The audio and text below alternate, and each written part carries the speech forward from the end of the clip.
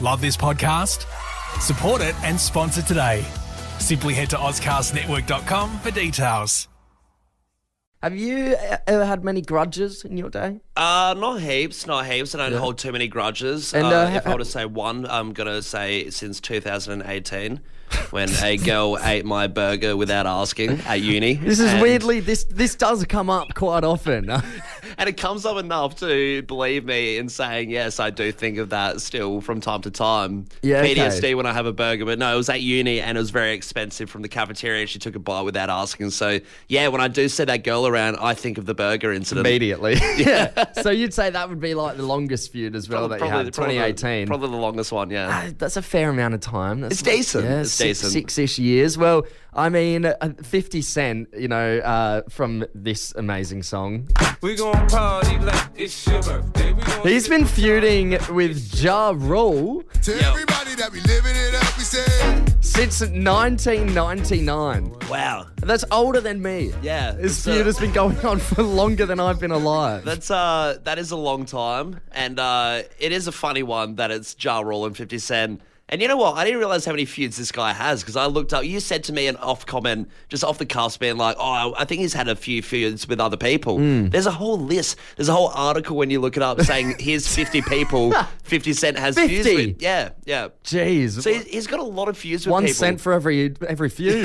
That's it. But he's got feuds with Oprah Winfrey. Who has a feud with Oprah? It was a bizarre one, isn't it? And then Floyd Mayweather as well was another big one he had a feud with. Obviously, the boxer, probably someone you wouldn't want to have on your wrong side. Absolutely not. Yeah, so he's got a few little dilemmas around the place. But what's up with Ja Rule? Well, apparently they had a bit of a falling out in 1999 where Ja Rule claims that 50 Cent's cronies robbed him at gunpoint. So fair enough reason to be a little upset with the guy. Yeah. Obviously, it's a bit more serious than eating the burger on my end. But if that did happen to 50 Cent, I would sympathise. But hey, yeah, getting harassed by your group of people, I feel like that is sort of the gangster rap scene back in the day. That would happen a lot. Yeah, absolutely. And since that robbing at gunpoint, it's just sort of escalated. So the following year after that, they got into a brawl at an Atlanta nightclub. Yeah. And so that started to refeud it, a year later.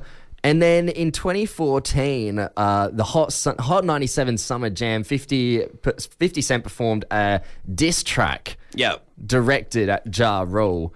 And then in 2018, and this is what's just popped up now, it's recirculating in the news.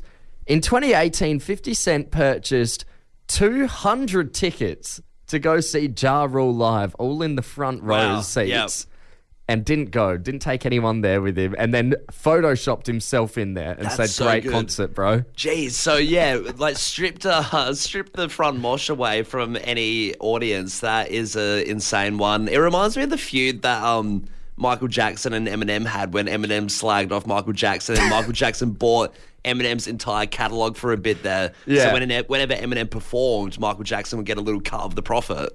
So all these musicians and their beef. And in terms of 50 Cent and Ja Rule, it's getting a bit much when it's coming up to the 25th anniversary. If you're having absolutely. a 25th anniversary for a feud, it's dragged on a bit. It's time to bury the hatchet to those two. But what we want to do here is open up the text line. How long has your feud been going on for, Adelaide? Is there anyone out there that has been having a long-standing feud, and why? Is it someone ate your burger at uni without asking? Yeah. Did they, pull some 50 cents style scheme? Yeah, are you on the wrong end of a gangster rapper and you're fearing your life? But yeah, it could be anything, Tom. I mean, a few years, 25 years, what happened? Was it petty? Was it big? It could be recent. We just want to hear about your grudges and how long they've been going on. We've got Jack who texted in and said, I had a feud with Dion from reception to year 3 as he was rude and mean. And we are now talking to each other. Have a good day, boys. Love Tim and Jack. Thank you. Good news on the Dion front. Upsetting to hear is rude and mean in those 3 years. Yeah, exactly right. Glad it's all pieced together now. Yeah, absolutely. Hey, we're going to go to Brianna in Seaton. Brianna, how long was the feud? Pretty long. This was in year 1, I think. I'm 22 now, just for context. Okay. I had a little bit of... I used to love fairies. So I was like, you know what? I'm going to have a cute fairy-themed party. Yeah, very nice. On the invite, did it say you can have it, dress up? So I was like, I'm just going to dress up. I'd love to be the star of the show. Yeah. And someone else came dressed up as Tinkerbell. And I was so upset. I did not speak to her for the whole night, and I don't actually think I've spoken to her since. So that was 2008, I think. Brianna, are you saying you were also Tinkerbell, or she's just come as a fairy as well? I was Tinkerbell. I was the only Tinkerbell that there was meant to be at that party. That's not it. Brianna, I think the issue with that and, how it should have been avoided is that Tinkerbell is the main hitting fairy. Yeah, you get the first gift, if it's being your party. If it's your birthday, you get to be Tinkerbell. It's like having a pirate party. You should come as Captain Jack Sparrow. No other kid should. You get the big dog of the group of fairies. Brianna, I don't think you're in the wrong at all here. I think the other Tinkerbell is. I think so too. Yeah, I definitely think so. Yeah, good on you, Brianna. Keep that feud going. No reason to end that one anytime soon. Let's see. We got Emma in Forestville. Emma, tell us, who's the grudge against? Mine is against Drool. What? Your grudge is with the Drool. You're on 50 Cent level. Yeah, I am, definitely. How is it against Drool? What did he do? I did a meet and greet with him about 10 years ago at HQ. Yeah, okay. I heard that he wrote a book of everything you can make in a microwave when he was in jail. Random. Yeah, okay. Very random, yes, because I like microwave food. And I confronted him about it, and I kept asking him when I was getting photos with him, and I was like, did you make this book? I really want to know. And he just completely ignored me and my friends and just wanted to get these photos over with. So I've just been super peed off with him ever since. Fair I just wanted one question asked. Paid all that money. I feel like you need a tag team with 50 Cent. Bring him and his microwave cookbook business down. I think, maybe we've got it all wrong. Maybe Ja Rule is the bad guy in this feud, not 50 Cent. I just love the idea of I think he is. I love the idea of Ja Rule being so embarrassed that he didn't get to finish his microwave meals book that he can't talk about it. The magnum opus of my career was a microwave cookbook, and he hasn't finished it. How embarrassing. Good on you, Emma. Thanks for getting involved. Probably one of the only person listening to Fresh 927 who's met Ja Rule. True, yeah. It's odd in itself, isn't it? We had Armin text in from Burnside. Armin, good morning. What is this feud with Ja Rule? Hey, fellas. How you going? I thought this would be appropriate for the topic, but back in 2003, my brother was actually DJing at the after party for Ja Rule. Yep. And unfortunately, he played in the club by 50 Cent. Ja Rule and his whole posse came down from VIP and swung a few punches at him, Wow. grabbed his vinyl off the turntable, snapped it, and had a few choice words to say to him. Jeez, come on. I think it's so funny that, we had a text in before about someone's feud with Ja Rule, one of the Fresh fam, and now yourself, Armin, have a feud with Ja Rule. So this guy it was actually around. my brother, and was my brother, and unfortunately, it was a messy situation, and he still doesn't forgive him till this day. Yeah, so Ja Rule, what we're understanding, Ja Rule just kind of sucks. Yeah, he's a little midget. He's only about 5 foot something. Right. So he had to basically swing uphill punches at my brother. It is petty doing the breaking the vinyl as well on top of that. Yeah. It doesn't matter. The record company actually replaced his vinyl, so it was a win-win situation. How good is that? Hey, thanks for getting involved, Armin. We really appreciate it, mate. No dramas. Take it easy, fellas. Thanks, Cheers. you too, mate. No one will ever admit this, right? But at the core, most blokes, deep down, bit of a mummy's boy. Sure. Right? Yeah. It's the same for women. They're daddy's little girl. Yeah, yeah. But it's not terrible getting your washing done here and there, Yeah. a few things. A few little perks of being a son. Absolutely. But hey, buckle up, sit tight, because this article gets real weird real quick. All right. And we're chatting about OnlyFans, right? I mean, if you don't know what OnlyFans is, it's basically a modeling website where you subscribe to people's accounts And you can see the pictures they upload. Occasionally there's videos, all sorts of different things. You can do your own research. While we're at it, may as well plug my Callum Fee Picks 49 account if no, you want to. don't go to that account. Whatever you do, Adelaide, do not do it. Joking. And a successful artist, let's call her, on the website of OnlyFans. She's a former Miss Bum Bum model from Brazil. It's 36-year-old Andressa Uric. And she's got over 3 million followers, right? Huge. That's a massive number on OnlyFans. Yeah, I don't really know what the scale is for OnlyFans, but you can imagine 3 million in any capacity, whether it's Instagram, OnlyFans, whatever. That is absolutely huge. Yeah, and you make a lot of money from this OnlyFans site. So having 3 million followers, she's doing just fine. She'd be one of the top models on this site. And you're probably asking yourself, what's the secret to her success? Is it her former modeling with Miss Bum Bum? No, it's not that. Could it be that Brazilian charm she's got? Maybe. No, it's not that either. Okay. So cameraman, right? Yeah, so the cameraman is pretty skilled, good at what they do. Her cameraman, who is also her son.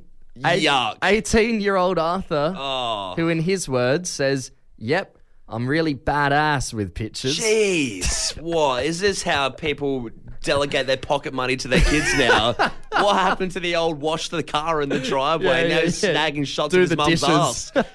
That's insane. You can't be doing that. So apparently they have a very close relationship. Evidently. They've been spotted hitting the clubs together. Obviously the filming is a lot too. But what do you think about this, right? Is it a bit weird, or are we sort of moving towards such a progressive time where something like this should be seen as an art form? Therefore, it's not weird that it's a mother and a son duo. Yeah, I guess that would be the debate, but I still think, it's not in the capacity of being like an art form. I still think it's, and no issue with it, but it's definitely sexualized. Like, I think it's still bizarre to have your son do it, for sure. Yeah, absolutely. I mean, he's only 18 as well, so you're exposing him to this kind of market now. Yeah, like, what are you saying? Oh, no, it was in a black and white filter. It's art. It's all good to have my son take the pics. It was, I used a filter called Noir. Yeah, it's all of a sudden a lot fancier. Look, I mean, let's get the conversation going. 0428 927 927. What do you think, Adelaide? Is this a bit weird? Should it, or is it fine? Is it just art? Is it just pictures? Is it just helping out your mum with her new career passion? Yeah. I don't know. I guess that's how she would see it. I guess so. I just don't know. I mean, yeah, maybe if he wants to get in photography. No, I don't know. You can't justify it. I really can't. I have a few more semesters of my photography course. This would really help with my extra hours, extracurricular grades. Oh, maybe don't say extra credit. Tom, weddings are a big part of your life and you want it to be perfect. Yep. You want to be happy, but big day. It is, but you want to be happy, but you also want your partner to be happy. Mm-hmm. And I feel like this bloke I met on the weekend, his partner will not be that happy. Oh, God. Well, what's happened? I feel like he's set it up for failure a little bit. So I met this guy on the weekend in a beer garden at the pub. Yeah. And it's already... Sure. So where else? Yeah, of course. The stomping ground. But it's about 1 a.m. or something. I've seen a group of blokes in tuxedos standing in the beer garden, aimlessly looking around. They're just sort of situated there. Yeah. And I go up to one of them as I'm going to the bathroom, and I said, "Nice tuxedo. What's that for?" Guy says, "It's for a wedding." And I was like, "Oh, is it your wedding?" And he says, "No, it's my mate over there. It's his wedding." Points at the guy. So now I've gone over to him and I was like, "Oh, congratulations.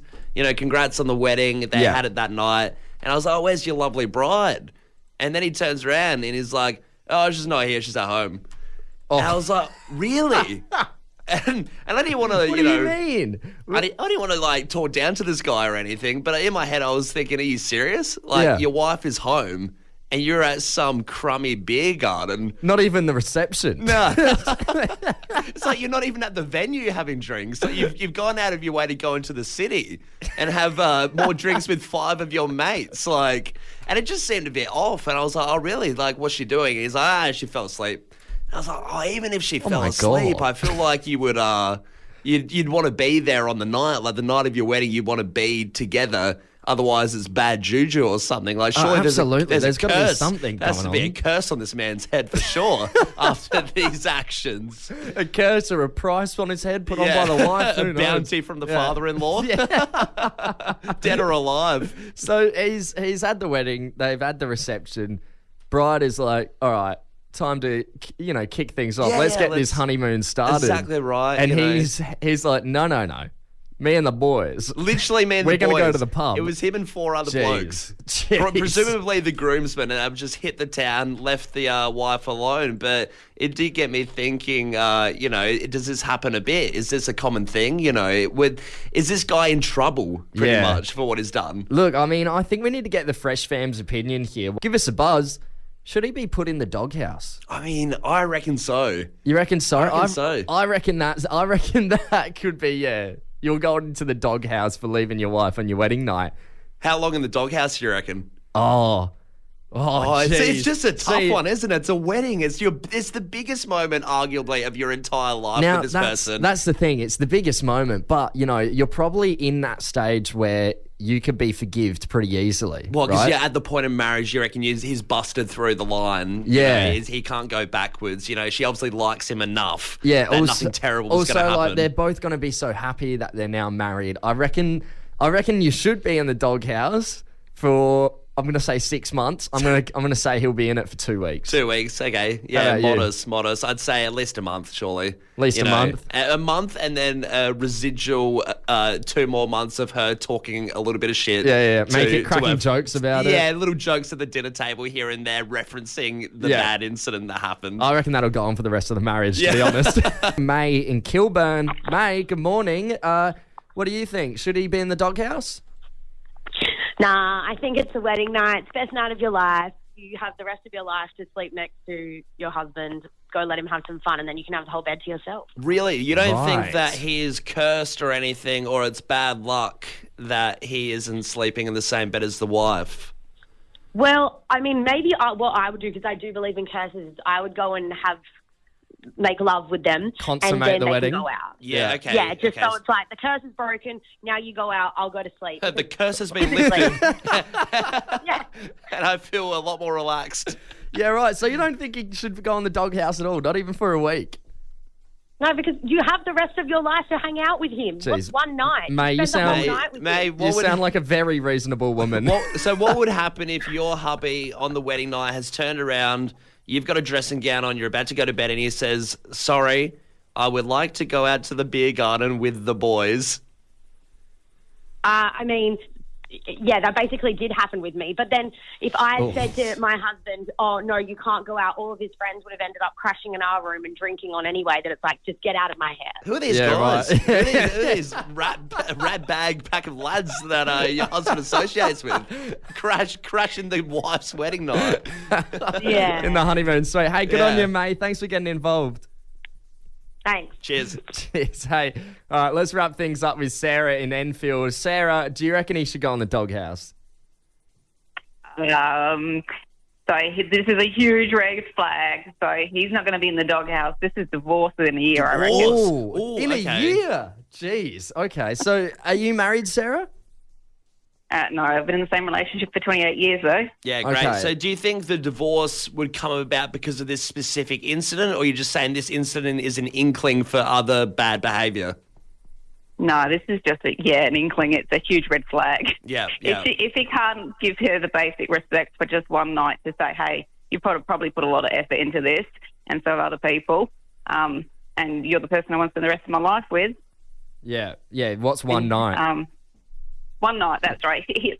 On the opposing side, he's got every other night to go to the pub with a mate. But just spend one night together. This is going to be the rest of your life. So It's just like, you say, oh, it's one night to him. And it's like, well, actually, there was a beer special on that's only on Saturday Only nights. on tonight. And I don't know whether that will hold for the next few weeks. There's a T-shirt and everything you can get. Sarah, no, I think I'm with you. I reckon this warrants quite a bit of the doghouse that he should be in. Tom, darts is an interesting sport. Oh, yeah, it is. We love to talk about darts. It's probably one of the only sports that you could say to your wife, hey, I'm off to go train. I'm going to do some training. Yeah. And then you just kick it back at the pub for 8 hours. Yeah. sorry, I've got a tournament on this weekend. I can't go to your sister's engagement party. Yeah. I've got a tournament at the pub. One of the few professional sports left where you can have a pint while competing as well. Yeah, literally. It just does fall in that bracket of the weird kind of pub sports, I guess, pool, darts, all of those. I think if I could be a professional athlete in any sport, darts would be right up there for me. It just seems like a lot of fun, though, doesn't it? And when you see the big tournaments, so what I'm going to talk about is the Modus Super Series. That's what was on last night. But you look at it, and it looks like it's Oktoberfest or something in the background. All the big long tables, everyone's just having a few drinks. There's all, costumes and games going on. And then you're just watching the stage with these guys trying to concentrate. Yeah. It's pretty damn hard, with everything going on in the back. I mean, anyone that's ever watched darts as well knows how satisfying it is when you hear the guy go 180. Yeah, and everyone has the signs to yell out. Yeah, it looks like a lot of fun. But of course, there was a little bit of controversy last night at the Modus Super Series. It was a game between Darren Webster and Ron Muhlenkamp. And pretty much they went head-to-head. And Darren's accused Ron of something pretty drastic in terms of trying to throw him off. Okay. Throw him off the scent, you could say. Right, so what, like a sledge or something? Has he said something? You'd think it would be a sledge because, those things do happen a little bit. They find ways to distract each other. But no, Darren has gone on his Twitter to explain pretty much why he lost, because they were going head to head and Darren was at a comfortable 3-0 lead for quite a while. Right. And then towards the end it switched and he was beaten 4-2-3. Yeah, right, okay. So other dude, Comeback. Ron has made a massive comeback. Like unseen, just like a sniper. He just comes in and destroyed it. And what kind of tactics did he use to get back on top then? Well, Darren's claiming that he farted on purpose and stunk out the stage. And that's where it gets really petty that Darren's got on Twitter. Biohazard attack on stage. Yeah, Darren's got on Twitter and said, well, if you're wondering why I lost, it's because he definitely did this on stage, definitely passed wind and threw me off. And he claims that he's so confident that it was on purpose. Yeah. And apparently it's happened before. Back in 2018, someone copped this and got accused. Jeez. So it seems like a regular tactic that from time to time, does happen. You wouldn't want to be the fart guy, would you? No, that wouldn't be the if label you want. Surely no one's doing that on purpose. Has he come back and responded? Like, No, mate, not yet. no. It wasn't. No, he's laying low for a bit on that one. But exactly right. You wouldn't want to be the fart guy because what if it was an accident and now it's all over Twitter? Yeah. Everyone's saying, old mate loose bow Ronnie. Tom, it's no secret that heaps of big businesses have, they have tactics and ways to make people buy their products. Okay. Little secrets, little know-hows that not the common customer would be aware of. Yeah. And one of these comes from, obviously, a huge company, Apple. Apple, of course. If you look at Apple, and I suspect they have a few sneaky marketing tactics under their belt for sure. Oh, absolutely. They'd have to. But one of them has come out and it's pretty much come surfacing from a person who works there has said, yes, we do this. There's a rat. There's a rat amongst the pack of Apple workers, yes. And they've come out to say, no, it is true. We've been told to do this in order to lure customers in. Do you reckon at Apple, when they do have a rat, they're going around being like, we've got a rat. Or do you reckon because they're Apple, they're like, we've got a worm? Yeah, or we've got a genius rat. Yeah, there's a hungry caterpillar somewhere around here. Somewhere around here is eating the fruit and spoiling it for everyone. You're wondering what happens to that bit on the Apple logo? It's the worms. It was chewed off by the worm. But yes, this new tactic pretty much... when you go into the shop, when you go into Apple and all the phones and the laptops are on display, they obviously encourage you to go over and play with them, have a test and whatever. Yeah. So pretty much they've been told that the laptops have to be on a dead right sort of straight angle. Okay, so, like 90 degree so right the lid angle. is straight up. Yep. Obviously, that's an uncomfortable way to look at a laptop. Absolutely. If you own a laptop, no freak is having it at 90 degrees. Jeez, You'd right? have your, but you have it on a little mean- bit of the bend backwards, don't you? I mean, yeah, absolutely. I mean, if you're in the Apple store, you're standing up using it. So you're opening that laptop right up. But even sitting down, you're right. I'm pushing it back a little bit. I'm never having it, dead straight or even closed a little bit. It's always open a bit. Yeah, exactly. I'm an obtuse kind of guy. Yeah, but that's what they do. So they're doing that to encourage you to then touch the laptop, touch the screen and push it back a little bit so you feel like you have ownership over the laptop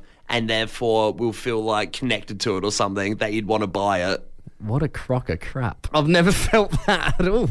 I've never felt it either. So when I go to Apple, I still, I play with the thing, I'll adjust the screen and stuff, but then I sort of just leave it there and go on to the next toy. That's like saying, when you when you go try on clothes in a change room, right? And they always take it off you and fold it for you. Imagine if they're like, oh, you fold it. Pretend like it's your own. You fold I want it and ownership over this. Yeah. And another one as well, just lastly, with the iPhones, it's a similar thing. They have the iPhones on a 76-degree angle because it's just simply a weird angle that you just wouldn't have a look at a phone at, encouraging your brain to say, I need to fix this. I'll go over and start playing with it and adjusting it. Imagine starting working at the Apple store and you go in there for open. They've got their tape measures out like 76. And where's that protractor? Well, you know what's funny? The person who came out and said the 76-degree angle thing, they said it was funny because they had to measure that with their iPhones.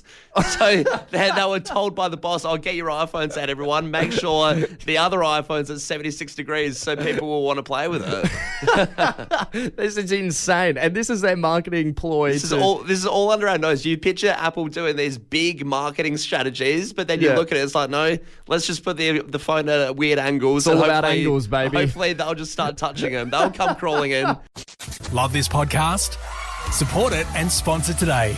Simply head to AuscastNetwork.com for details.